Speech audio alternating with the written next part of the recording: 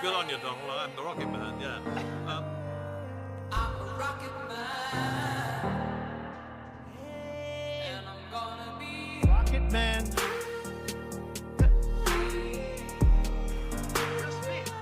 I'm a Rocket Man. I wanna go to the moon.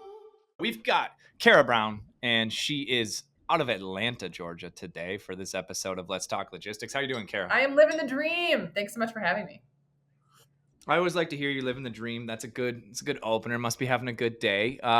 Let's see here. You're the founder of Lead Coverage. And what is that? I am. Lead Coverage is the largest go-to-market consultancy in freight. So, Okay. Yeah, we're the biggest one. There's 50 of us. On 3 continents, actually, which is really fun. And we do, it's actually a big company. Like, let's go. I was at a broker carrier summit talking to a friend of mine, and I told him something, and I shared our top line. He was like, "What?" I was like, "You didn't know that we were like 50 people?" He's like, "I had no idea how big you are." So yeah, we're big. There's a whole bunch of us. And we're based in Atlanta. We've got a team we opened an office in the UK last year for some freight forwarders and international clients, fulfillment in the UK, et cetera. And then we have a team in Panama, and they actually are doing some back office stuff, but they also service clients in South America, which is really cool. So that's pretty cool. Yeah. So we do go-to-market consulting. So this is sales, marketing, HubSpot, Salesforce, execution, all the things. We don't really do websites or creative. Like, I'm not your marketing creative girl, but we are really specific on measurement in the funnel. So we measure volume, velocity, and value. And we have some really specific philosophies and some really cool stories about how we drive revenue. And you also wrote a book called The Revenue Engine. I did. It's an Amazon bestseller. Yes. It's an Amazon bestseller. We're super proud of it. It was an awesome experience. I loved it. Why did you write a book? I wrote a book mostly because women don't do it. That is actually a true story. So the number of women that write business books is really small, and there's a whole bunch of other math around the fact that women don't do things. And so I like to do hard things is number one. Number two is some guys that I follow. There's a podcast that I follow called Two Bobs, and it's about running a consulting practice. And they say, give it all away. Give away all the content, write all the books, put everything out into the marketplace. And when folks come into you to be your customer, they will be well qualified, they will have researched you, and you will be able to charge a premium because you're the expert in the space. I was on the phone yesterday with an enormous LTL carrier that you would know the name of. I'll keep them anonymous. There's only 24. So one of the yeah, it's narrowing it down. Relatively small group. Yeah. One of the big LTL was on the phone with their C-suite yesterday. And I said, I'm going to be a little bit braggadocious here, but I think I'm the undisputed expert about go-to-market and freight. And he was like, yeah, I think you can claim that. I was like, yes. So yeah, we wrote the book to kind of claim the space. Like, we are the experts. This is what we do every day, all day. And we give it away for free in the book. It's actually really, truly free on Spotify. You can listen to the book on Spotify for free if you have the paid version. And we just give it away, right? And when folks come back in and they want to be a customer, they know what we do and how we do it. Or folks can just do it on their own, right? So actually today, right now, tomorrow, I leave for Chicago. We're taping this at the end of June or middle of June. And I'm going to Chicago for a workbook workshop. So we took the Revenue Engine, we turned it into a workbook. It's an 80-page workbook with fill in the blank. It's hilarious. You color in the boxes. And we've been taking it on tour. So we've been to 4 cities so far. We're in Chicago the end of this week. And we have 30 people coming to this workshop to talk about, go to market specifically in freight and best practices. So it's been great. We're super grateful. So cool. Yeah, we're really grateful for the reception that it's had in the space. Literally, I love go to market and I love freight. And so I'm just nerding out on this. Wow. Can't believe she came on my podcast, guys. I got to read the book now, obviously. You know who you remind me of is, I would say Alex Hormozi, but I might as well just say Layla Hormozi. Yeah, she's legit, although I don't quite have his chest hair. Yeah, he has some big muscles too. I don't know. Maybe you're working out. She's gorgeous, so I'll take it. So if I remind you of her, top shelf. Well, it's just you talk in a similar pace and style about the same things. And I read Hormazi's books, Me too. $100 million offers, $100 million sales or leads. He's got another one coming out, and it's the same playbook. It's, he gives it all away. But now, if you want to work with him and be like, hey, I got a business that does $1 million of EBITDA, that's what the qualification is to work with him. I want to take it 10x. He's like, everything in the book is actually how I would do it, but we'll do it for you.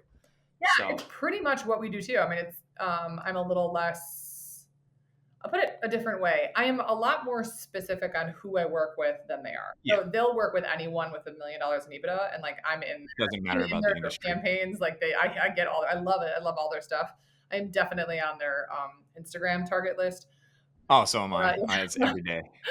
But we are super, super specific to freight. So we don't leave the freight ecosystem. We actually have a client who has a manufacturing arm, and they've Mhm. out and said, hey, you've done such a great job on the 3PL side. Could we have you work on the manufacturing side for us?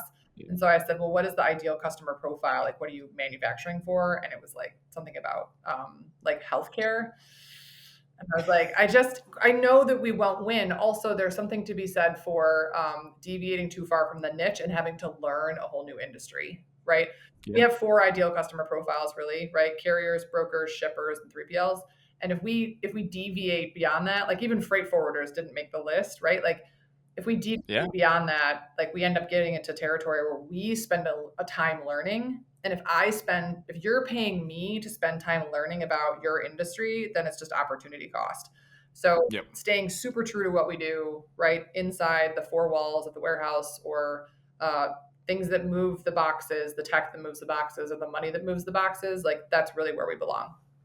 Okay. So now let's get into it then. And then I'll zoom back out and ask about your life and what you do and why you're doing all this. But when you say go-to-market consultant, are you training the sales reps? Are you writing cold email campaigns? Are you teaching them sales? I mean, you mentioned HubSpot, Salesforce. Obviously, you're doing some rev ops. Maybe you just answer one part of that. Are you training sales reps? I want you to think bigger than that. Okay. So I want you to think about where it all starts, which is the ideal customer profile, which ICP. All right, let's get into it. Most of our clients will say to us, anyone that ships. Which is just not true. It's not true. Yeah. There are 19,677 shippers in America with what we call material freight. So finger in the air, $7 million or more in material freight spend. Those 19,677 or 20,000 to round it up, not every one of them is going to be in your ideal customer profile, right? Mm-hmm. Geographically, lanes, modes, right? And not every shipper is going to use every carrier or broker, right? And so the kind of matchmaking of this is what's really important. And so we spend a lot of time at the top on what is your who, right? What companies are your ideal customer profile? And then owning all of them. So we have a philosophy at Lead Covered. It's very important for everyone to kind of understand if you're going to work with us or think about our philosophy, which is if you have a finite total addressable market, the only infinite TAM is like Coca-Cola or Smart Water, right? So you have a finite total addressable market. You should own the email address of every human who can buy from you.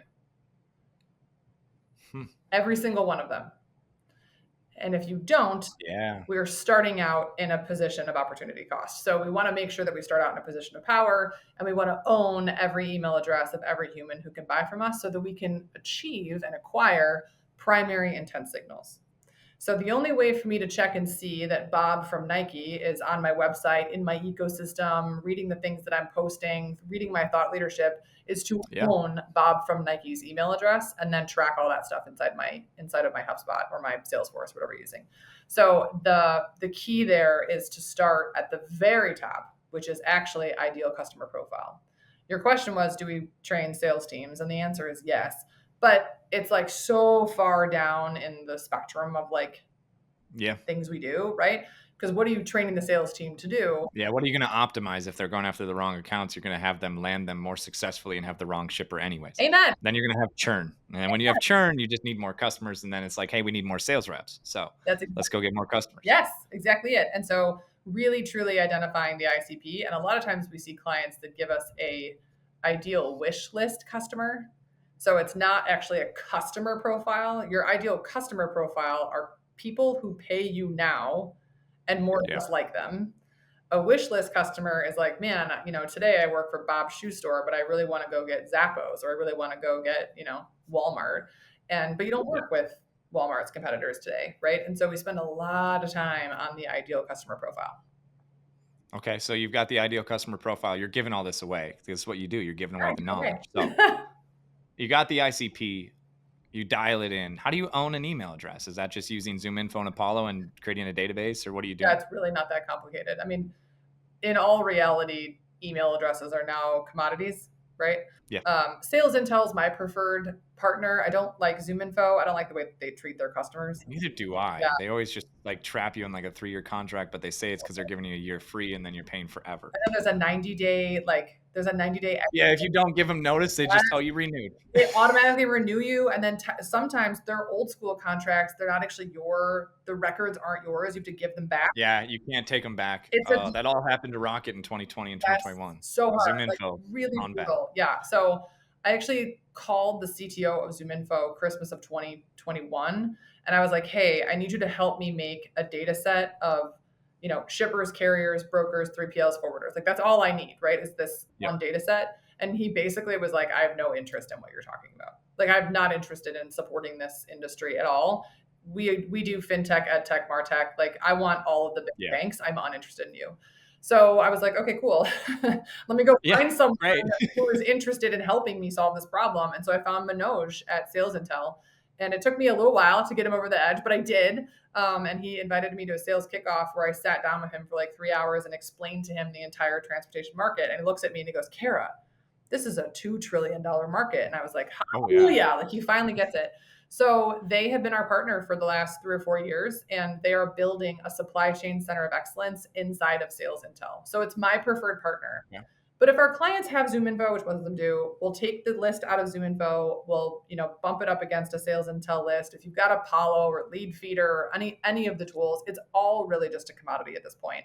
And then, yes, you put it all into the database, into your CRM. Here's another key stat that I learned lately. So I talked to the new CMO at Sales Intel who comes from the data space.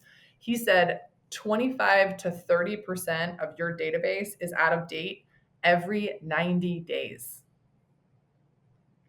Yeah, so you can't just get a database once and say, now I've got it. Nope. You have to continually. Or not even once a year. That's every quarter. Quarterly. I mean, it's monthly, right? So the way that. Yeah, if the average is 90, yeah. Yeah. So the way we do it is we do it by campaign. So back to your ideal customer profile, we're going to go after, CPG for the next 90 days. We refresh the CPG list, and then we're executing that campaign. 90 days later, we're doing, steel and industrial products. We refresh that list and then do the campaign. So it's not a holistic, like every single record needs to be updated. It's really campaign or ideal customer profile one at a time. Yeah. But most of our prospects, like when we walk in the door, they'll tell us like, hey, I've got, 5,000, 10,000 records, but they haven't been cleaned in years, 4, 5, 6 Since years. We got the CRM, yeah. And so we find like 30 to 60% of them are just emails we can't use, right? So the key to this though really is the primary intent. So we'll take just like 1 second and share what that is. Like when Bob from Nike comes into your ecosystem, it is an actual miracle, right? Like it's a miracle. Treat it for the miracle it is and get in front of him the minute he shows you a buying signal. And this goes for anyone that's like showing up, right? Lead. All right. And just get right. So InsideSales.com and Harvard did a study in 2016. It's getting a little dated. I should probably stop using it when it hits 10 years old, but 2016 can't be that long. It was almost 10 years, I know. But they did a study that said if you can talk to a human within 5 minutes of them showing you a buying signal, you have a 900% better chance to close that deal. 900 times. So Bob from Nike accidentally shows up on your site. A 5-alarm fire goes off inside your CRM and someone picks up the phone. If he's still in the moment where he's researching whatever he's researching, that's the moment. So Professor John Dawes in Australia has the rule of 95. So he says in a B2B environment, 95% of your buyers are not buying on any given day. So you are looking for the 5% moment. The moment where Bob from Nike is in the 5% where he's buying freight that day. Because it's not going to be tomorrow and it's not going to be Tuesday. It's the 5-minute window. It's that 5% window. Yeah, I think that it's one thing to call out in this. Every 3PL, LTL, freight broker that I talk to and that talks about sales talks about outbound. And the first thing you started with was an intent signal on an inbound. And it's like, no one talks about that. They talk about how to cold call and how to train better cold calling and what to, don't just cold call them and say, I have freight, say you got a truck in the area, all those tactics. And if you have someone who's actually that's what it is, a rule of 95. I've never heard that, but I believe it because we have all kinds of prospects that I would like to ship with us. And it just seems to be that if you're not paying attention, they'll just randomly be interested. Yeah. But it's never been random. They had something happen. They have a report they have to send their boss. Their boss said, hey, financials are bad. You have to find a new freight partner. They just delivered a sauna to a home and the freight carrier screwed it up so bad that they'll never use them again. And then you have to be able to get in touch with them. But no one talks about inbound. So that's just a quick call out. So if you'll let me, I'd be happy to share with you our actual philosophy on intent data. It's kind of a framework. So we talked about primary intent. There's 4 types of intent data. So I'm going to tell you a little story about what intent data really means. And you or your listeners can feel free to share this when you talk about this with your leadership team. Tim Cook is going to get on stage in, let's just say, November of 2026. Okay. He's going to do his Apple thing, right? And he's going to drop a bomb. And the bomb is going to be, oh, by the way, Apple is insourcing our supply chain by 2030. Right? And everybody's going to freak out. All of the acronyms are going to go bananas, right? Yeah. Yes, XPO, GXO, Geodis, all of them. They're all going to freak out. And they're going to turn to their heads of commercial and they're going to say, okay, are we on the list to help Apple insource? So if that's the new structure, are we on the list to help with that? But that list has already been decided. Yeah. When Tim Cook gets on stage and announces to the marketplace that a giant change is happening to their business, it's already done. That is a baked plan inside of Apple. We can see inside of our tools, our intent tools, there is a team in Cupertino, California that are downloading Gartner Magic Quadrants on TMS, WMS, OMS, how to buy a fleet, LTL versus truckload. That's my favorite, right? Like all of these kind of these searches, which are buying signals. They are telling the marketplace something is changing inside Apple. Do I have actual insider knowledge that Apple's going to insource their supply chain in November of 26? Absolutely not. Amazon might. How freaking cool would it be if that happened? But who knows, right? But, we'll clip it just in case. We'll save it. Hang on to that. What we're looking for is the buying signal. So there are 4 types of buying signals or intent data. The first is primary. This lives in I prefer HubSpot. Lives inside your HubSpot, 5-alarm fire when someone shows up to your ecosystem. The second type of intent comes from Bombora or ZoomInfo, and they bought Clickagy. I think this is garbage. I think everyone should throw away their ZoomInfo intent data the same way they should throw away ZoomInfo, but don't buy that. It's not worth it. Tertiary intent or third-party intent comes from really sexy tools. The best in the marketplace, I believe, is 6sense. There's a couple of reasons why. But the idea that you can see those intent signals inside of Apple comes from the ability to use a tool like 6sense. 6sense, top of the pile. Rollworks, kind of mid tier, and then there's some bottom tier tools like Enrich, right? So you can kind of dip your toe in the water depending on how much money you have. And these tools show you what is happening inside these enterprises. Now, a couple of things. You cannot use this if you're going after SMB. It doesn't work at the small business level. There's not enough humans inside of the enterprise to really create energy. Yeah, one founder at an e-com company searching something is not going to trigger the alert. Not going to do it.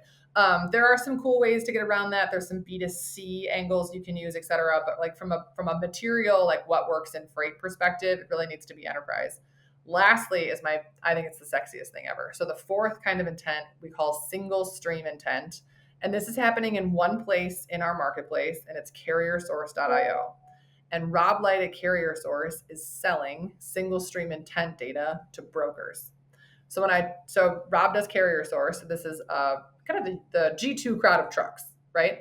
And Okay. when he told me that he had shippers, material shippers, like hundreds of thousands of shipper searches a month, I told him he was full of shit. Excuse my French. Like, we're all in freight, right? Yeah, I was gonna say it's pretty. We're in freight. You're all full of it, right? Like, there's no way. And he showed me the back end. I couldn't believe it. So what Rob has is actual shippers that are looking for trucks in a specific market on a specific day. And he can now sell that data to a broker. And it's working. It's working at scale. So those are the 4 types of intent. It's really specific. Some of this is like 201 level stuff. But this is what we do every day, all day. So your question was, do you train salespeople? And the very long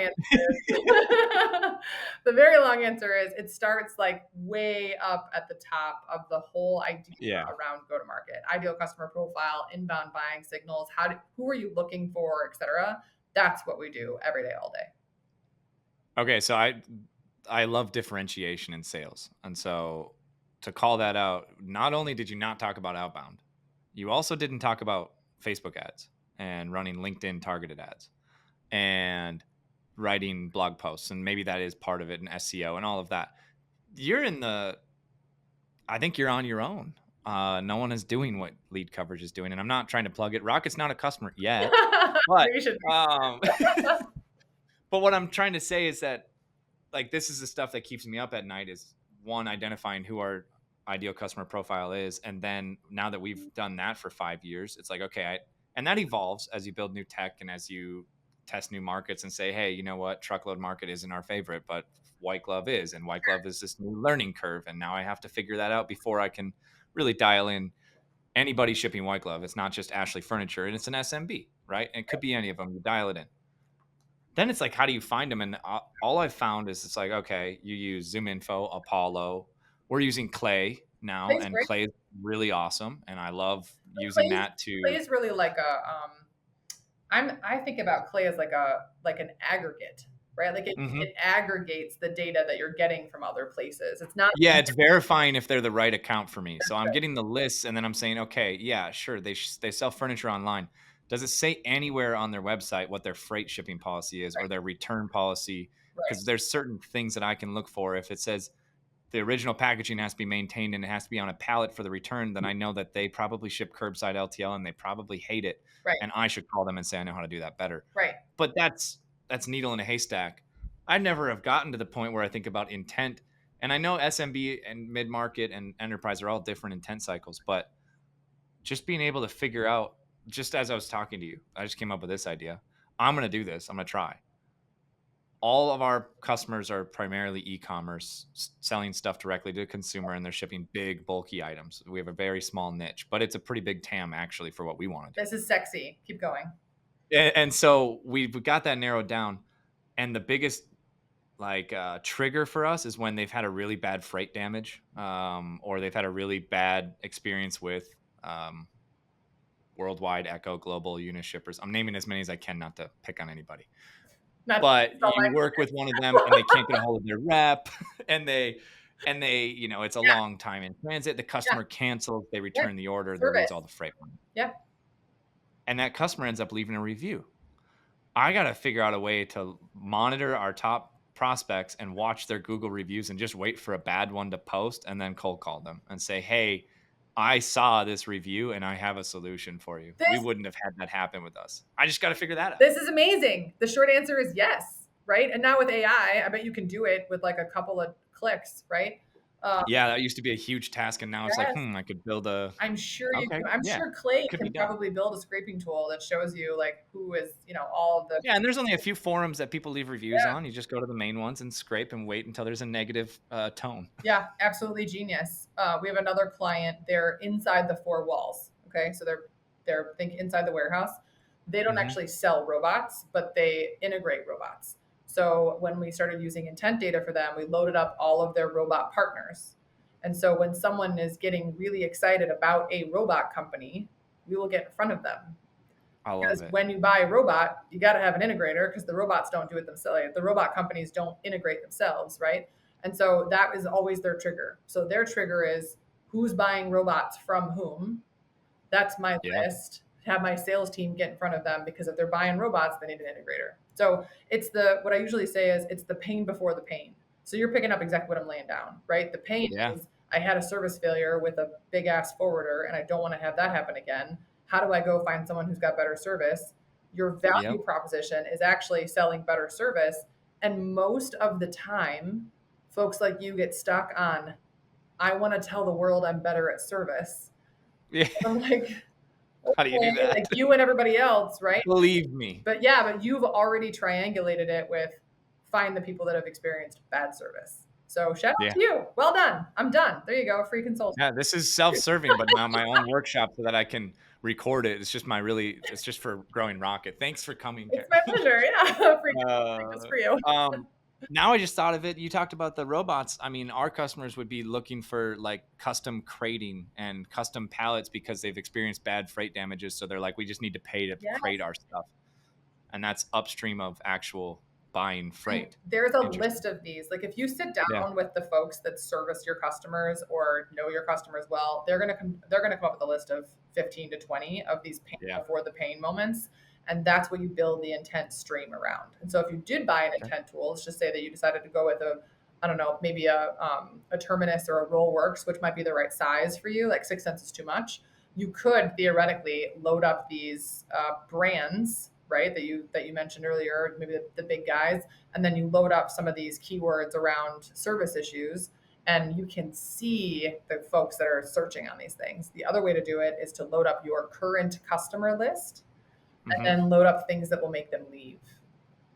Oh, now you're talking. Retention. Churn. That's all I care about. Yes. So if I can the hard thing for me as a revenue engineer, like a revenue specialist, is that it's really hard to track intent data to prevention of churn. Like Yeah. retention is like a really hard thing. You know, like it's either 100% or zero, and you never really know like what. Yeah. Imagine that. Yeah, exactly. So like if it's hard for me to attribute revenue to me, it's even harder to attribute retention to what I do. But it works like a charm. So you load up your customer list, and then you load up the pain before they churn list, and then 5-alarm fire anytime one of your customers is searching on one of those keywords. Man, there's so much that could be done with that. Like just searching, you could have all your competitors loaded up in there, and just whenever they search your competitors' names, you're like, hey, That's exactly it. wonder why they'd be searching that. Or you could have, like in my world, obviously, if I'm in the e-com space, then you guys, everybody listening knows that Q1 was a little bit of a whirlwind for us. Yep. With tariffs and freight savings and all of that. And it's like, I could have had a ton of intent data on our customers that I didn't have. Or instead, I was just hoping that they would, hey, would you pay your bills? yeah, please. Because I know you can't order anything, but like, do you think you could pay the freight? I know it's really hard for you, but like, could you come in? Yeah. Yeah, I mean, I think this may or may not apply to your market, but like, imagine if you had the intent data the day that Convoy imploded. Jeez. I would have saved a lot of money on my truckload brokerage that failed mostly because of that. This is my point, right? Like, yeah. You have intent data that you are pointing at something, and there is a major implosion, tariffs, on a big M&A activity, right? Yellow is another one that went bankrupt, right? And you can point your intent. You're almost like weaponizing the intent data. Like, how do I get first to market? I'm flexible with my intent, and I can point it at the thing that's happening in the marketplace. So it's not a set it and forget it. I think that's the other thing is like, you can't just like turn this on and then like let it run. You got to maintain it. Yeah, you got to be active in managing it for sure. Okay, I'm switching up speed here. So you started in Chicago, which means that if you were in freight and you started in Chicago, it was Coyote or Echo. Which one are you going to pick? That's one of the others. I am part of the Echo Mafia. Yes. There you go. The Coyote friends were down the street. Still like those guys. So I was number 12 at Echo, and I actually got to do the IPO. Doug Wagner walked by my desk one day and said, "Hey, we're going to go public. You want to write an S1?" And I was like, "Yeah, I will Google that. And when I know what it is, I will tell you when I'll get it done." I got this. Yeah, I don't know what it is. So Doug he's still wonderful, still my best boss ever. And he was like, "Okay, like, thanks for your energy, but like we have bankers that are going to help, right?" So yeah, I got to just like Reg FD and fair disclosure, and I got to do the website and be a part of getting this IPO off the ground. It was the coolest thing ever. My name was on the press release. And it was so wild. I didn't know you were Echo famous. That's kind of cool. Hardly. I mean, famous, that's early days stuff. I think a lot of no one. Okay, I won't say no one does, but everybody talks about Coyote and then CH and Backhaulers and that whole origin and all of those players that went off and started other freight companies. But we got Kara over here from Echo with lead coverage in 3 continents. I'm so grateful, and I'm so like the team. I'm still so grateful for the experience, and Doug has been so good to me. He's actually all over the first chapter of the Revenue Engine, and I had to send it to him because he's like everywhere in the first chapter. So I like highlighted every time I mentioned him. I was like, "It's okay," and he was so kind. He said, "Yes, absolutely." So he let me publish, and was just so good to me. And it was such a good experience for me. It was so fun. I was in my 20s. It was 1,200 22-year-old boys on like a sales floor. It was just so fun. We had a blast, and there was a bar in the basement. I mean, it was literally the best time of my life. I had so much fun. And it made me stick in freight, like I kind of like left and went to garbage for a minute. And it's just been such a great environment for me. You say you went to garbage? I did. So after Echo, I got picked up by Seco, the air freight forwarder. So I was there. Oh, I know Seco, yeah. About 18 months. Had a really good experience there. Met my current business partner in the UK business, Dave Emerson. So like that all kind of came full circle. And then I got picked up by Osborne Hesse Logistics at the time, who eventually became Geodis. So post Geodis, kind of becoming Geodis, I was back in Chicago, popped out some kids, got an MBA, and my friend was like, hey, yeah, just like all at the same time, actually. 2 children, MBA, kind of all in the same 3 years. I do think. And your kids are like 1 year apart. Yeah, so like bam, bam. I was like, oh, what else am I doing? I might as well have another one and finish this degree. So I did that like all at the same time. I don't do anything small, right? It's all like at the same time. Yeah, well, I can tell. And a friend of mine from Echo called and he said, hey, I'm going to go do this garbage brokerage. And I was like, well, it can't be that different than freight, right? Yeah. Turns out super different, not at all the same, not a great experience. But when I finished that, I learned the statistic that less than 2% of female founders will break $1 million in revenue. So isn't that small? So small. That's crazy. So it's an American Express number, and it's 1.7% of female founders will ever break 1 million top line. Top line. It's not like they're taking income home that much. That's right. And so I was like, all right, let's do that. So we did that. It took us about 8 months with an all-female team, just to add a little kicker to it. Just a little spice. A little spice. I now hire men, many men, and yes, many men. Yeah, exactly. So that was 2017 when we did that, and it stayed in the space. So it was, so we came to Atlanta in 17, kind of restarted the business. And then I met my business partner actually working for Cargo Chief, like early Cargo Chief, 2015-ish. Is that C4 Cargo Chief? No, it's a carrier tool now. But way back in the day, we used to call them the Uber of freight. Like actually, when I was running a truckload brokerage back in the day, we talked to Cargo Chief. We almost used them. Yeah. And then I don't know if it was like Freight Friend or something like that. I don't know. No Frankel. Yeah. All my Chicago guys. Yeah. There you go. So you're at Cargo Chief. You met your business partner. So I met my business partner, and he is the PR guy. So if you want to get into Wall Street Journal, New York Times, CNBC, Freight Waves, if you want to be picked up in the space, Will is your guy. So my partner, Will Haraway, is the PR guy in freight. And I was doing marketing and demand gen, and we merged right about 2019. And it's just been up and to the right ever since. Yeah. Just like your companies that you work with, up and to the right, because they're using lead coverage. Look at that. If they do what I say. Yeah. I'm sure they do 100% of the time. Oh, man. Okay, so now I'm going to go back into the weeds. We talked about ICP. We talked about intent. Now that they've got the intent, you've got the ICP, what are you working like on a monthly basis? Is there a team doing list building and cleaning, or what do you guys all offer? Yeah, so the full shebang is what we do. So the philosophy is share good news, track interest, follow up. But what might be more helpful for your audience is, can I share with you the 3 strategies working in freight? Absolutely. Okay, so it's less about me and more about what your audience might want to hear. Okay, so the 3 strategies working in freight are executive thought leadership, which is really like an index. And I'll give you an example. 2 is intent data, which we've covered, and 3 is partnerships. So, Oof. so good, right? So, executive thought leadership in our world, I want you to think of like an index. So, our favorite actually is Highway. So, they're our most recent success story. So, Highway did an index, their first index, about a month ago, and we had almost 1,000 form fills. So break that down. What is an index and what were they doing? So an index is executive thought leadership. Let me give you another example. So ITS is a big, sexy brokerage out of Reno, Nevada. They're wonderful, great guys. We came to them and we started working with them. What are you guys doing that's different than everybody else? And it turns out it was drayage. So not the sexiest part of the business necessarily, but super sexy at the time, right? Yeah. So it turns out they do drayage at all 26 ports, which is kind of weird. Most brokers don't do that much drayage, right? So we're like, oh, do you have math around this? Or they do like a point of view on the ports? And they were like, yeah, totally. And we have a guy who can talk about it. He's awesome. His name is Paul. And so we put together the very sexy and exciting, drum roll, ITS Port Rail Ramp Index. Still exists to this day, put it out every single month.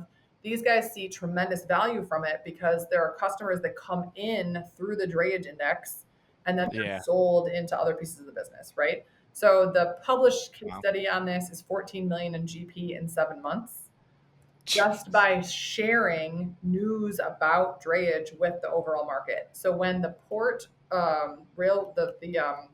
Key Bridge collapse happened, it was actually during was it during the JOC summit? There was something else going on, and Paul was on the news. Paul Brazier from ITS was on the news like for 24 hours straight, talking about the impact of what was going to happen on all the ports, right? And so now he's in the news. And so they're using that to drive revenue. So Highway was another example, which is really specific, and they're sharing the Highway Freight Fraud Index. Yeah, it's amazing. And so now that you've said it, I'm like, I've read that and I followed it. Highway's a success story, but now I'm like, wow, I get it now. Yeah. So they're going to put it out quarterly. And so every quarter they're going to, make sure that they keep their list updated. They're going to get everyone to download it, right? So this is a point of view or executive thought leadership that you have about the marketplace. So for you guys, it could be something very specific to e-com, right? So very specific to your e-commerce customers, maybe the growing e-com market. I don't know. This is not a workshop just for you, but we could do that. Yeah, I hear you. You're like, give it to me. I've already got too many ideas. I'm trying to hold them in. So, and the answer to your question earlier is yes, my team does it all. So my team, they can write the actual index for you. We don't necessarily I think we help out with ITS, but like Highway did it themselves. But the press release for it, the strategy for it, the landing page, the emails that go, the social media, how you measure it, all of those pieces is what my team executes. So the executive thought leadership is super important. It's also really important to have a point of view on something bigger than yourself. So it's not you and your like what makes you excited about yourself, but it's about what your customers need to hear from you. So that's executive thought leadership. 2 is intent data, which we've talked about, so I won't belabor that point. But if your listeners need a place to start, get all of the email addresses that you can get into your HubSpot and start tracking whether or not they're showing up to your ecosystem. And then lastly is partnerships. And my favorite is Highway. They do an incredible job on their partnership program. There's always a partnership kind of announcement going out from the Highway team. This was started by Jet McCandless at P44. This is how they grew that business, was through a partnership ecosystem. And the partnership angle in supply chain is super important. And everyone has a partnership ecosystem. The challenge that we see from some clients is they focus on the commercialization of the partnership. So they're like, oh, well, I don't want to say we're partners, until we have a commercialization plan and how we're going to share leads. And me as the marketer, I'm like, I don't care how you're sharing leads. I want to put it in the ecosystem. I want supply and demand chain executive to pick it up. I want the New York Times to pick it up, which they never do. But like, I want someone in the press to pick up this good news, because any press, FreightWaves, supply and demand chain executive, inbound logistics, all have a bigger audience than you do. Always. So what you're looking for is the good news that the press will reprint and share on your behalf. And that's what we're looking for. We're looking for bigger exposure, right? And so those are the three things working in freight. The last one is very, very Adam, which is the Sleeping Beauty campaign. And so the philosophy behind this is just because someone didn't buy from you when you wanted them to buy from you does not mean they're disqualified. So how many disqualified shippers are in your CRM that just need to be touched to find their 5% moment? Jeez. You kind of do it all. Yeah, we do everything. So what we don't do is close. So we don't close deals for our clients. We'll make the first dial and then we'll pass it back to clients, but we don't actually close the deal. So you are making that first dial, though. You're making the first dial. So the first So dial, you're getting. and I want to be super clear, it's not a closing call. We can't do transactional freight. It doesn't work. No, But it's more like, hey, are you real? Are you real, or did we actually accidentally market to a dry cleaners? Like, yeah. And so we're just qualifying, making sure they're real, and then passing them back. I like it because then it's like, hey, we have all this intent data, and they actually came in through your POV on executive thought leadership, and we verified they're a real person. You guys should probably get on that. And you would be amazed by the number of clients that just don't make the phone call. I learned something interesting at MIT this week. May I share it with you? What is MIT? Like the college? Yeah, MIT? yeah. I was at MIT, the Massachusetts Institute of Technology, for like a executive leadership thing. I'm obsessed with executive learning. Like if you follow me on LinkedIn, I'm at like Oxford and Harvard.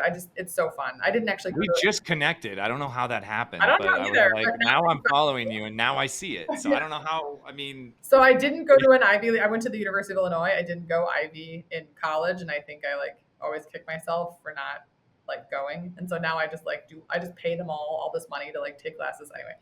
So I was at MIT and I learned a statistic from a professional appointment setter. So they set appointments all day, every day, kind of in the like global B2B space, not just for free. Okay. And their math was it takes 7.3 touches to get someone to give you what they call a disposition. And so I put my hand up and I was like, so you're saying that they ignore you 7.3 times? She's like, well, that's not the way we think about it. And I'm like, that's literally what you said. So what is this disposition? yeah. So what it means is you have to reach out 7.3 times before a person who has shown you intent. This person has said yes already, and you still have to reach out 7 times on average before they actually say yes to a phone call. So if I pull the thread back to you are surprised that so many of your clients and people you've worked with still don't even make the first call. Even if they did, they got to make 7 of them. 7. So we had a client, sweet guys, bunch of dudes in the middle of the country. Name will remain nameless, right? Yeah. And we put 17 meetings on their sales meetings. May I please talk to you? Yes, you can, right? 17 meetings on their sales guy's calendar in 45 days. And they were very unhappy with us because they didn't have any revenue. And so I was at a conference and I drove my cute little butt to their 3PL location. And I was sitting across the table from the sales guy. And I said, I'm just like, when you take them from HubSpot and you put them in Salesforce, we can't see anything. It's a black box. So yeah, just tell me about your process. Like, how many times are you talking to them? Like, give me some activity data. Right. And he was like, I call them twice. In the first day? Or I was like, what? He goes, yeah, I call them twice. I reach out twice. And if they don't want to get back to me, if they don't think, then I just disqualify them. And the steam like coming out of my ears, right? I was just furious. Like my team has spent all this time, energy, and your boss's money, right? Yeah. Get you these meetings. And he called them twice. So they had no revenue, but it had nothing to do with the fact that we weren't delivering great leads. It had everything to do with the fact that the sales team we're just kind of just What year was this? 2023, 2022? This was last fall. Oh my goodness. This was fall of 20. Not like the time of plenty. No. What are we doing That's here? my whole point is like, you hired us, we're expensive. Like you don't get all this for cheap. Like this is a lot, right? It's expensive to do this program. And there's a lot of tech that goes into it. And a lot of like list building and thought. And like, it's strategic. Like the work that we're doing is super strategic. And the very last thing you have to do is follow up, right? Share good news, track interest, follow up. But the follow up oftentimes is just like so poor or so badly executed Yeah. that everything we've done up until that point is futile. I mean, those 2 calls could have just been when they were out of office. 2 calls. Amen. And how many times do you like not return a phone call? Oh my goodness, all the time. All the But time. it is interesting sitting in the CEO seat, and then also I still do sales. And so like I think that gives me an advantage because I get sold to frequently. Sure. And I have sales reps follow me up. And like one of our clients has us doing an RFP for final mile, but we're not actually contracting the carriers. We're just going and doing it as a service. We run their LTL and other parts of the business, but we don't do the final mile. We just go and get them the RFP. And now I am the person in the seat that the carriers have to sell to. And some of them couldn't get me the RFP on time. And this is a Fortune 500 company that we're doing it for. And every final mile carrier would want to ship for this client. So it should have been easy. Some of them didn't get to me on time, and others texted me 47 times in 3 days just to make sure I got it. And although it was incessant, they were the ones who were most competitive because they got pricing guidance from me. Right. And now it is interesting. I've never sat in that seat like that before and been the person who's like, hey, I've got all the freight, come and get it.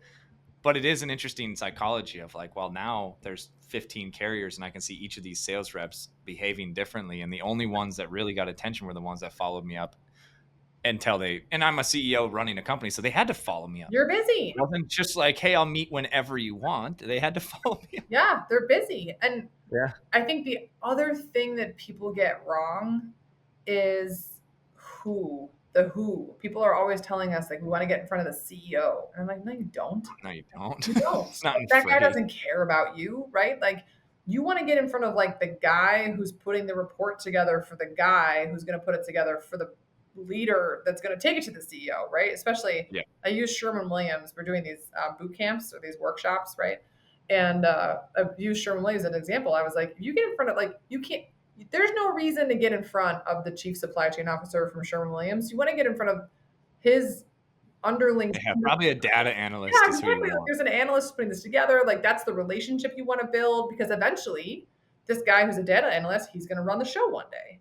And the reason that the chief supply chain officer at Sherwin-Williams, who I don't know anything about, is using the people he's using is because they were with him when he was a data analyst.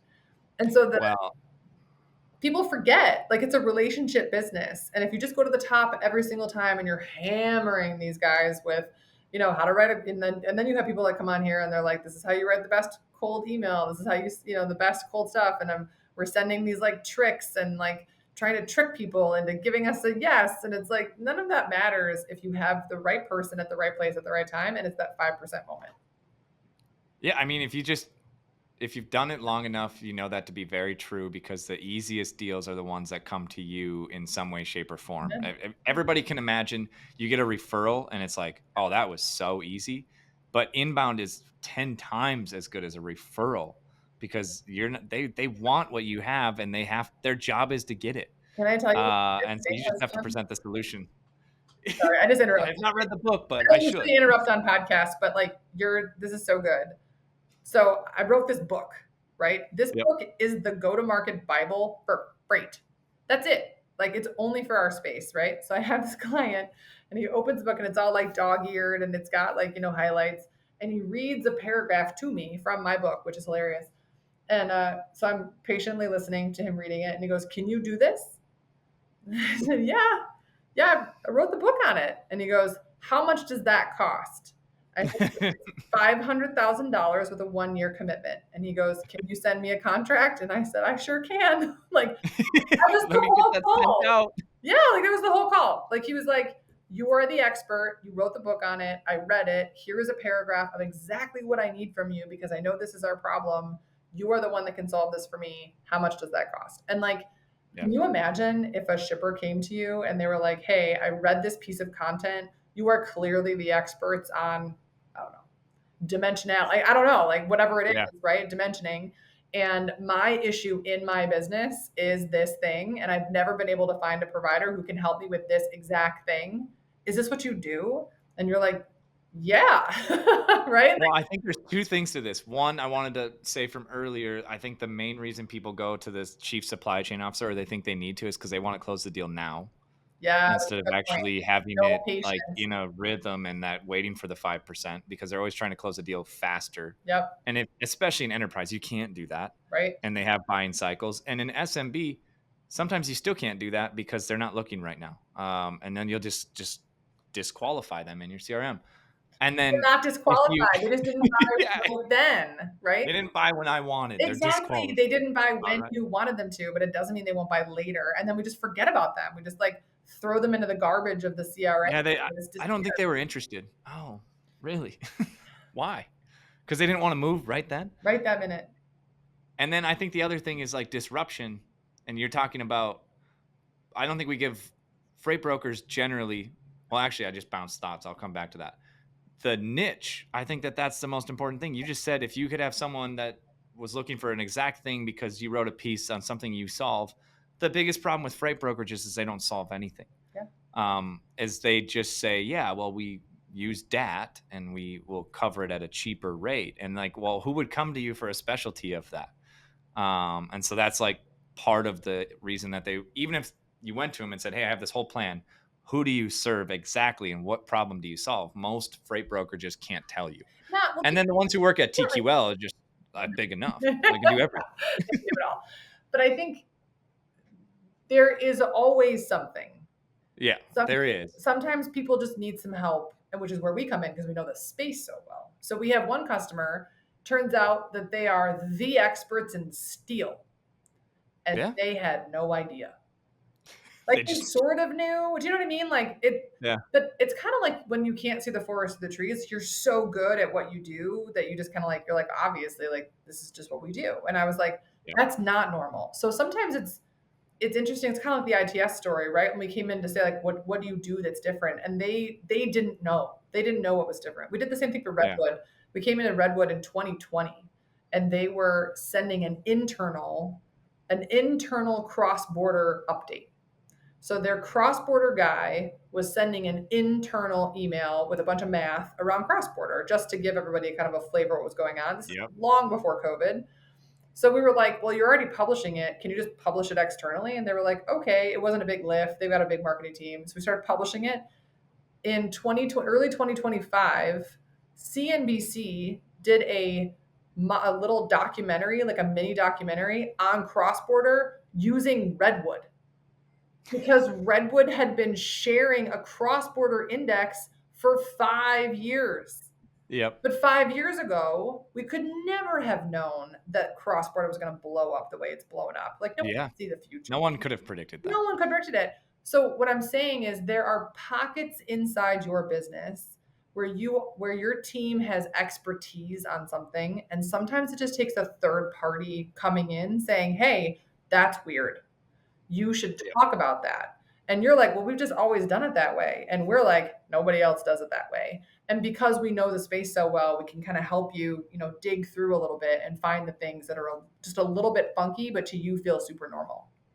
You sound like Hormozzi again. So I listen to that podcast a lot. So I'll take it. She's hot. Like I'm in. Because he talks about picking the right vehicle, and then the way that I'm distilling that down to within your business, figuring out what the vehicle is. But it's if you're not stuff, right? Like, I mean, I read about half of Adam's book before I wrote my own, and I think he might be quoted once or twice in it, but like in my book. But it's all the same stuff. Like whether you're doing it for freight brokers or for 3PLs or fulfillment, like in my space, it just happens to be that we're experts in this very specific space. But you can take what we do and apply it to medical devices or glasses. Like it doesn't matter. Great B2B marketing is great B2B marketing. Okay, I've been nerding out on the revenue for a long time now, and we could probably go for like 3 hours because it's my favorite topic. But I do need to ask you some business questions as well. Okay, so I'm going to skip the founder story because I think you've kind of gone through, like you came from Echo, you started it, you did some other side quests, and now you're dominating lead coverage and you're just dominating the space. We got that. How do you run the business? How many employees do you have? 50. Okay, and they're all female. No, I'm kidding. I wish. That'd be a crazy. That'd be a That'd be crazy amazing. story. Yeah. You guys would be in the news for that. That's your POV thought leadership right there. Right. You'd be getting a lot of press. No, Okay, probably so 50-50. I think we're almost 50-50. There's still a bunch of women. there you go. Okay, so you've got 50 employees, and just take a guess. How many have you hired to get to still have 50? Just 50, or have you gone through a bunch? Do you know that my COO actually told me this number this weekend, and it's a little embarrassing? Well, we'll see if I think it's embarrassing. Now, this also includes interns because he was just looking at like people that don't work for us anymore. Yeah, for whatever reason that might Which would include interns and 1099s, right? But the number was like 80. So you would have 130 to get to 50, basically. Yeah. That seems like a lot of people to have churned through, but like if you have the right 50, how do you run 50 people anyway? So my next question is, how do you manage 50 people? You have a COO, so you have a C-suite. That's pretty smart. Yeah, there's 6 of us in the C-suite. No one reports to me except them. So I have a very small direct report group, and it's really them. So because we're consultants, we run a very specific financial model, which is top line revenue minus COGS equals net rev or net margin, right? So we run really tight ship. Just like a freight brokerage. Yeah, basically. Yeah. So like we run really tight net margins at top, and then we drop everything to the bottom line. So it's a very healthy business, but we have to stay really disciplined. So we track time. We track time diligently. We use a tool called Hubstaff. It's an AI-enabled time tracking tool that takes a screen grab every 5 minutes and helps our employees decide what they were actually working on. So did it take me 20 minutes to do that project, or was it really 2 hours? Oh my gosh! If I did that, I mean, that's tough. Well, you don't realize like just how much time you're spending on something until an AI is like, hey, that actually took you 3.5 hours. And you're like, oh shit, it really did. Sorry.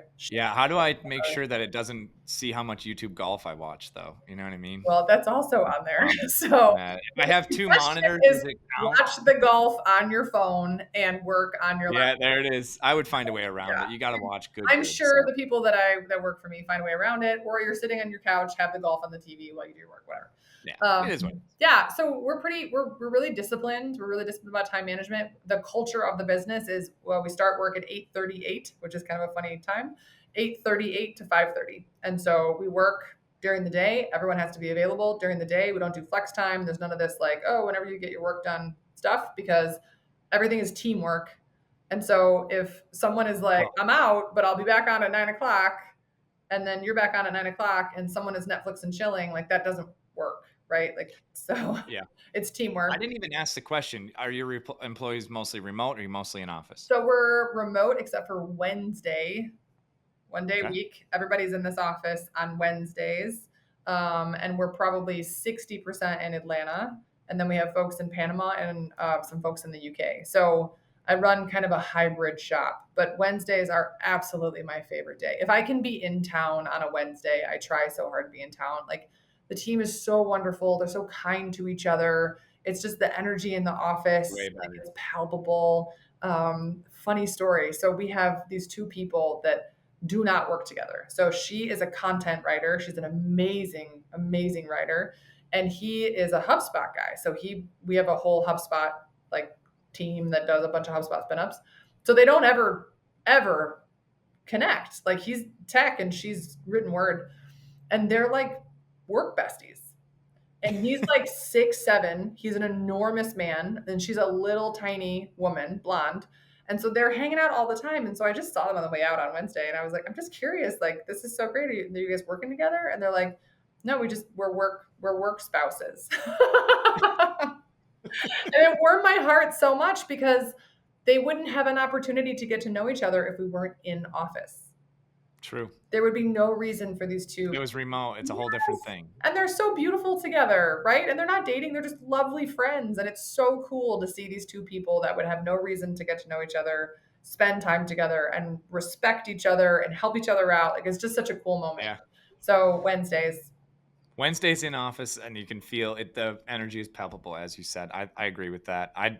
wish that I could do that. I started rocket shipping in 2020, and so like I didn't have an option to hire anybody in office. So my first 15 hires were all over the US, which is a huge advantage. And also I wish we could all be in the same office. So then every new hire I make, I try to first hire in Fargo, North Dakota, which is not exactly the freight or tech capital of the world.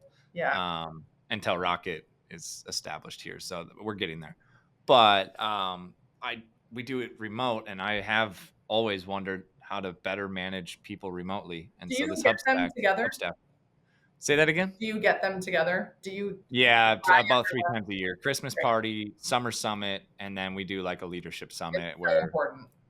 yeah, we're going to Tampa Bay July 14th for the revenue summit, and we're getting all the sales and marketing, and then we'll have I call it the CS or customer success team, but there's like so many people involved in that, from leadership through operations, because it's freight. So Yeah. everybody customer facing is then on a separate summit, and those are my favorite times of the year. Me too. I love it so It much. is harder to get the operations team out for a summit because we got to move You freight. gotta So move great. it's a Someone's little more got to stop. difficult. Yeah. We make it happen. We have we are thinking very deeply about AI these days. Like we are Yeah. deep in the thinking and the strategy planning for how we're going to use it. And so we have a big kind of AI strategy day where we're bringing, I think it's 17 people from the team together to like just kind of put a bow on what we're going to do. Yeah. And I'm so excited because When's that coming up? that's middle of July. That'll be So, awesome. yeah, and I'm excited. We are the undisputed leaders of go to market and freight. So I need a position on AI. Yeah. I think I have one. I'm pretty close to it. But I'm also on the business now. Like I run the company. I'm not doing the work anymore. So before I promise the marketplace anything, I need to check with the team. Like, Yeah. hey, this is what I'm thinking that we should promise the marketplace that we can do, and then have Yeah. the team validate it or tell me, please don't promise that, right? I learned my lesson after doing this for a long time. And so that's what I'm looking for on like the mid-July timeframe is here are my thoughts. What do you guys think? And then walk out of there with, all right, this is the list. This is what we're going with. And I don't think we're ahead of the curve. I think we're like kind of right on time. I think we're right kind of it'll be an appropriate time, kind of Q3 to take it to market.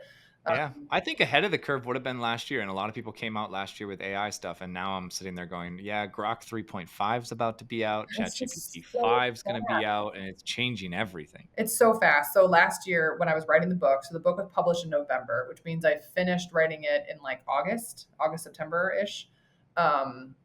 Chat was brand new. It couldn't search the internet. It was still Yeah. like You remember that? It was like, oh, it can't surf the web. It's just yes. trained on the It was internet just from the LLM. 2019. Yeah, and it would say things like, "Sorry, that book isn't in my memory." Like Yeah. 2024. Or if I asked it what was going on with YRC, it couldn't tell me. No.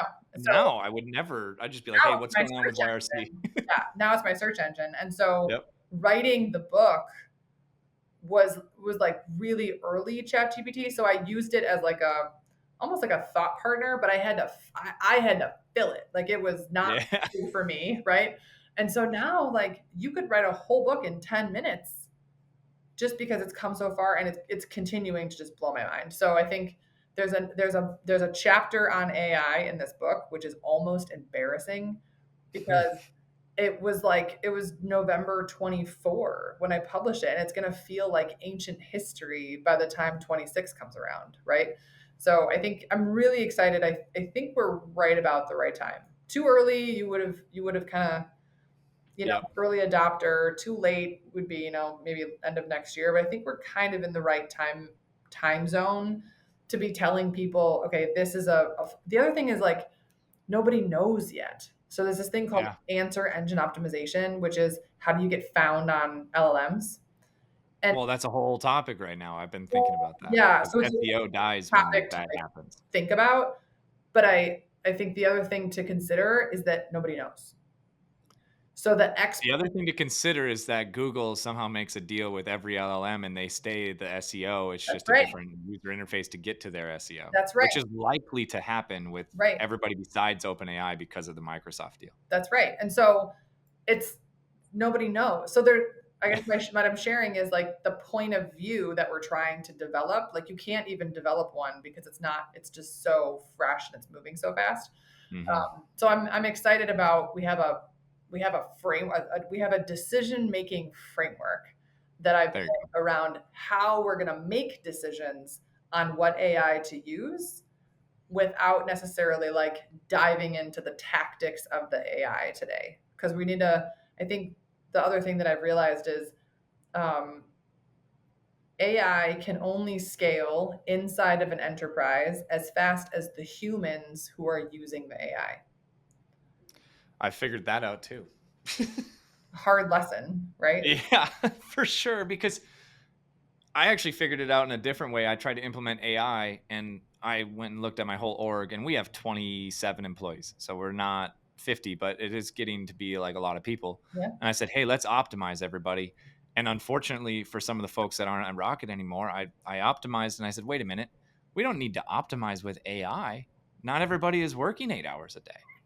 That was the only thing AI did for me. I was like, oh my goodness, we just have a lot of people that don't have much to do because we grew in revenue and grew in customers and scaled down our OpEx because our technology got better and because our customer base changed. Sure. We used API and now we don't build loads. Oh, well, we had a whole team doing track and trace and building Yeah. loads manually. I Now guess, we don't need that anymore. yeah. Or we were doing different invoicing and we were manually invoicing out of QuickBooks. And then pretty soon we're not. But this is Well, now that, this is also just what happens when you scale a company. Like I remember yeah. early days of Echo, we had like fax machines where we were like faxing Yeah. files, right? Like they don't do that anymore. So, you know, the business will change as you scale and as the market changes too. I think giving AI too much credit could be, right? Right. Like I think it'll be interesting to see how it shakes out with like, did I improve the business because I'm a good business person? Or did I improve the business because I used an agent? You know? Yeah.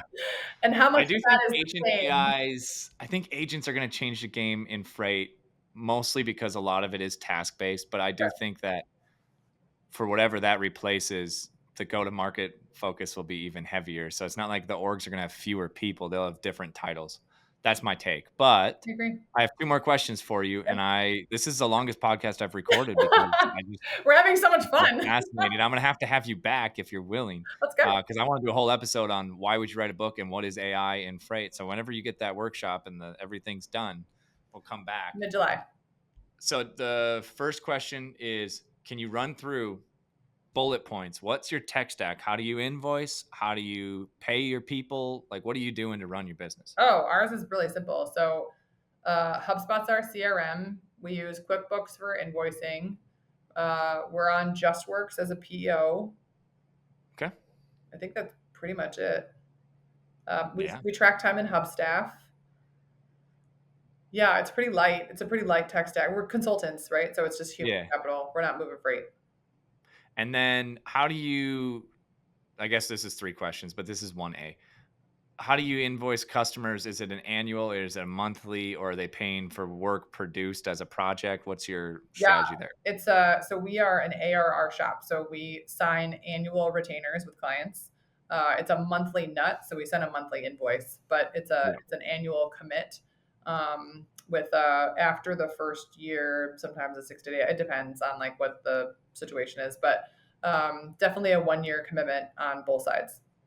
Okay. And I assume you guys are charging, well, you're charging a premium, but you're charging as if the company can justify it by saying, I don't need to hire the 5 more AEs to optimize my revenue. I can spend the money as at lead coverage. Or is that, what's your pitch on that? Yeah. So I don't like to sell against headcount. I think it's kind of a cheap and dirty way to sell. So That's how I see it sold in the market. So I just regurgitated, but you're right. You're totally I right. see it sold that way as well. It's never been a very sophisticated approach. So a more kind of sophisticated approach. So we do backwards math. So if your average or your ARR per deal is 100 grand, we will backwards math into your goal. So if your ARR or your value per deal is 100 grand and you want to get to 100 million in the calendar year, we literally backwards math out a model that shows how many top of funnel, middle funnel, bottom of funnel leads we need to get with approximate deltas of how you're going to go from top, middle to bottom of funnel. right? Yep. And so this is pretty easy for us. We do this every day, all day. We also have a model, like a 40 company model for all of our clients to show what good looks like. So if you're just as good as your competitors, this is how long it will take you at $100,000 a pop to get to 10 million or 100 million, whatever it is. So we basically say to customers, okay, so your goal is 100 million. This is the math to get there. Are you willing to pay $10 million to get $100 million? I like it. And then we just stop talking. Yeah. Mic drop. Yeah. And they're like, they either say yes or no. Yep. And we're like, okay, like we are the team that will put in front of your team these numbers that we've decided on, right? So judge us based on the top of funnel, middle funnel, bottom of funnel leads, essentially, or records that are in that engine. Yeah. We don't close. So we're going to hand these over to your team, and you're telling us that you have a 25, 35, 45, 50% close rate. We're assuming that you actually have a 50% close rate, right? And Yeah. so the revenue's on you, but we're going to be judged on qualified pipeline. And that's usually how it works, is like, hey, this is what you want to get. This is how much it takes to do that. The tactics are not really what we talk about. Like, we don't talk about like how many campaigns or how many records or like all of the kind of stuff that's in the weeds, because my team does it for you. So I don't need you to be an expert on all that. I need you to be the expert on who your ICP is, your position in the marketplace, and then making sure you follow up and close deals. That's really what we need from clients. Yeah, I love it. All right, last question. I ask everybody this. I'll ask you, and I think that you'll have one of the longer resumes as far as like success and coming from Echo, and you're running your own business and you've got a C-suite. You've figured out a lot of things in life. What is a mistake that you made along the way that can't be a formative mistake? So you can't say something like, oh, well, I had to make that mistake in order to get where I'm at. If I would have never left Geodis, I wouldn't be here. That wasn't what mistake did you make that was just stupid? Oh my and God. Someone else is trying to build a company, and like if they just avoided that, they'd save a lot of heartburn or sleepless nights. This is so embarrassing. This is like so embarrassing. So I was really insecure when I started the business in Atlanta. I'm from Chicago. I moved here. I had a job here, but I didn't really spend any time learning. I like how you spell that out. Yeah. I didn't spend any time like learning the Atlanta market, right? Mm-hmm. I offered a woman 50% of the company if she would come in and work with me. I was so delusional about my own lack of value. Like, I believed that I could not do it alone. And that this woman who knew the Atlanta scene, but had no idea about it, she was not in freight, right? And frankly, like, didn't want to work for me. She didn't like me very much. I offered her 50% of the business to come in. And the greatest thing that ever happened to me was that she said no.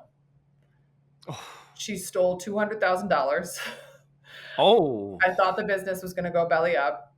We ended up settling and everything was fine. And I'm much better on the other side for it, obviously. But I think there was a moment where like I had given up my power because I was nervous, anxious, add the word you want to add. And I didn't believe that I could do it without someone like next to me as a partner and who knew something I didn't know. And so she exited and we kept growing, and I did it on my own for the next probably 3 years until Will and I like really decided to become partnership. But I think too early on, giving up too much of the business or of your power, and not just like knowing you can do it. Like, you can do it. One person can do it. It can be kind of hard, right? Like, I have 2 kids. It was really hard on everybody, but like I did it and I still do it. But like knowing that you don't need a partner to get it done, like you can do it if you're willing to put in the work, I think was my biggest mistake. And I'm awfully glad it worked out the way it did. Wow. I think that's the best advice I've gotten on the show. I hope the audience loves that. I hope they actually believe it, because I think got to minute 1 hour and 14. Holy cow. We went for it. Kara, And if you're getting called in the UK, it's Cara, but it That's is Kara in It the is. US. And Kara, where would people find you if they want to work with lead coverage and they've read your book and they said, "Hey, can you do this in this chapter here?" I was just wondering. I know you wrote the book. I did write the book. The best place to find me is LinkedIn. I am on every single day. I post all the time. Show up in my LinkedIn InMail. You'll probably get me. Don't send me an email because I don't read those. All right. I can attest to that. I DM'd her to come on the show and she replied very quickly. So Yeah, I appreciate it, Kara. It's like my inbox for sure. All right. You have a great day. We'll talk to you soon. Thanks See ya. for the time.